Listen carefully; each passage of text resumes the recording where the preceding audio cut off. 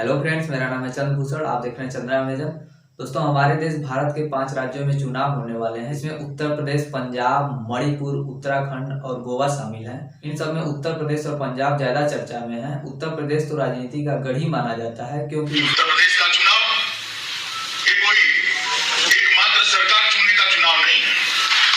ये चुनाव उत्तर प्रदेश का भाग्य तय करने का चुनाव है। और जब मैं कहता हूं उत्तर प्रदेश का भाग्य तय करने का चुनाव है, तब समझ लो भारत का भाग्य तय करने का चुनाव है। बहुत से प्रधानमंत्री दिए हैं, जैसे पंडित जवाहरलाल नेहरू, इंदिरा गांधी जो अमेठी से सांसद थी, और हाल फिलहाल में हमारे प्रधानमंत्री नरेंद्र मोदी जो बनारस लोकसभा सीट से सांसद हैं। दोस्तों, इसी इलेक्शन को लेकर हम बात करेंगे, जिसमें यूपी मुख्य होगा, क्योंकि कल हम अपना गणतंत्र दिवस मनाने जा रहे हैं। इसी के उपलक्ष्य में एनालिसिस करेंगे कि आजादी से लेकर आज तक भारत को जितना डेवलप होना चाहिए था, क्या उतना डेवलप हो पाया है। दोस्तों, मैं अपना पर्सनल व्यू बताऊं तो हमारे दादाजी भी एक विकासशील देश में पैदा हुए और पिताजी भी उसी विकासशील देश में पैदा होते हैं, और हम बचपन से लेकर आज तक यही पढ़ते आ रहे हैं कि हमारा भारत एक विकासशील देश है। यहाँ सवाल यह उठता है कि हमारा भारत विकासशील देश से विकसित देश कब बनेगा।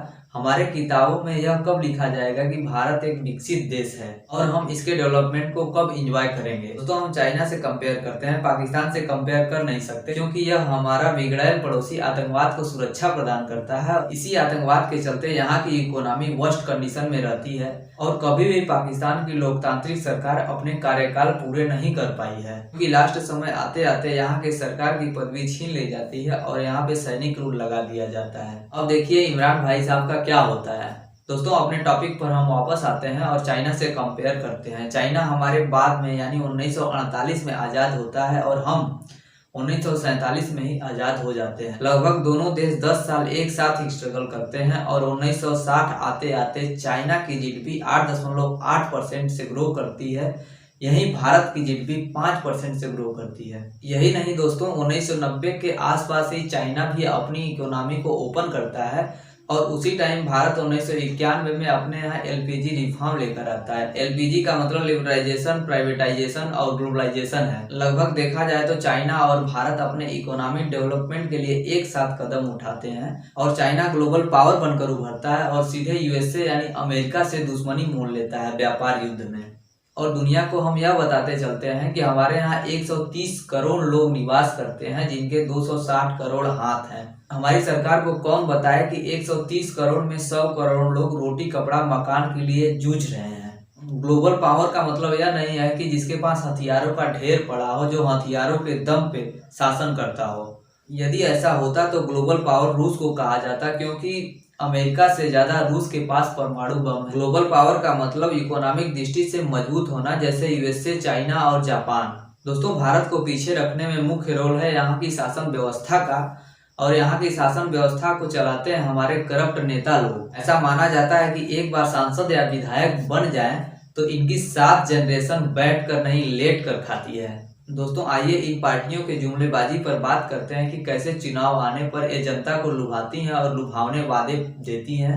मोबाइल और टेबलेट देने की बात करते हैं। जब चुनाव आया तब की 4 साल इनको ध्यान ही नहीं आया कि हमारे राज्य में बच्चे पढ़ते भी हैं। अभी यूपी में चुनाव होने वाले हैं, तो सरकार ने 10 से 20 रुपए पेट्रोल को घटा दिया है, जिससे हम लोग 95 रुपए लीटर पेट्रोल खरीद रहे हैं। क्या पता कि चुनाव के बाद यही पेट्रोल 150 रुपए लीटर हो जाए। विधवाओं की पेंशन डबल करने की बात करते हैं, बिजली बिल माफ करने की बात करते हैं, किसानों का कर्ज माफ करने की बात करते हैं। चुनाव आने पर ई श्रम कार्ड बनवाया जाता है। अब आप ही बताइए कि 4 साल ये सत्ता में रहकर क्या कर रहे थे? सोए थे। यदि ये 4 साल काम किए होते तो उन्हीं 4 साल के बदले ये आज चुनाव प्रचार कर सकते थे।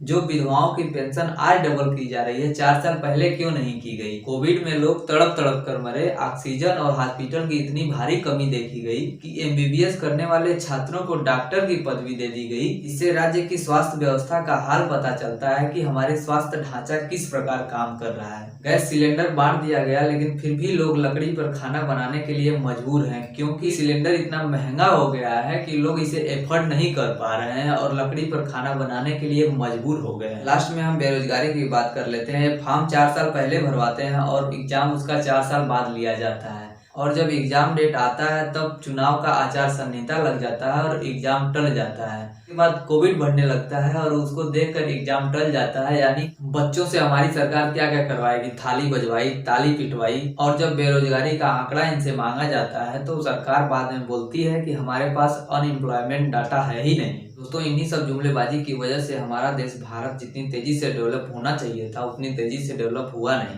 दोस्तों, मैं एक स्टूडेंट हूँ और जो गलत हो रहा है उस पर आवाज उठाना हमारा कर्तव्य है। यदि यह सब सुनकर आपके दिमाग में थोड़ी सी भी गुदगुदी हो रही हो तो इस चैनल को सब्सक्राइब कर लें और बेल आइकन दबा लें। जय हिंद दोस्तों।